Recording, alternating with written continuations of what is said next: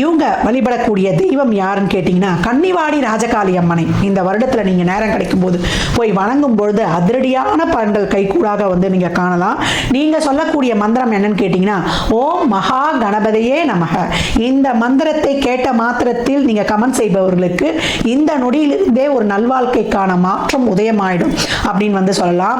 நீங்கள் எப்பெல்லாம் நேரம் கிடைக்குதோ விநாயகருக்கு 21 சுத்து சுத்தி சிதறுகாய் உடைக்கக்கூடிய மகரம் வெற்றி வாழ்க்கையில் மிக சிறப்பாக, அதாவது இடையில ஒரு பிரேக்கே இல்லாம பைபாஸ்ல போற மாதிரி சிறப்பாக பயணிக்கலாம். உடல் ஆரோக்கியம் கவனம், பணம் கொடுக்கல் வாங்கல. ஏன்னா ராகு 2லயும் 8ல இன்னும் கேது இருக்காங்க டிசம்பர் வரைக்கும். அதுல மட்டும் ஒரு அறியாத தெரியாத விஷயங்களை ஒரு அந்நியர்களை ஒரு தேவையில்லாம ஒரு ஆசை வார்த்தை காட்டுறவங்களை நம்பி அதுல மட்டும் கொஞ்சம் கவனமாக ஏமாந்து போகாம மற்றபடி ஒரு விழிப்புணர்வா ஒரு அதிகவனமா ஒரு சொல்ல ஒரு செயலை பார்த்து பார்த்து முடிவெடுத்து, அப்படி இல்லை ஒரு டவுட் இருந்தால் பெரியவருடைய ஆலோசனை எல்லாருமே கேட்கணும்.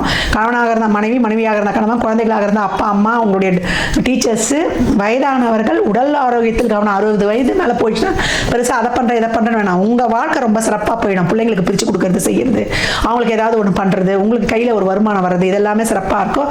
இருக்கக்கூடிய உடல் ஆரோக்கியத்தையும் உணவு பழக்க வழக்கத்தையும் முறைப்படுத்தி உங்கள் வாழ்க்கையும் சிறப்பாக அமைத்துக் கொள்ளலாம்.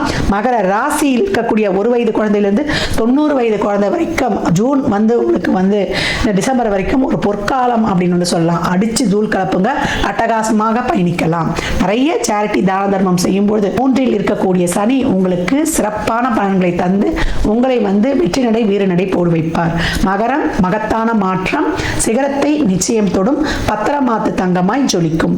மகர ராசி லக்னத்திற்கு என் நல்வாழ்த்துக்களை தெரிவித்துக் கொள்கிறேன்.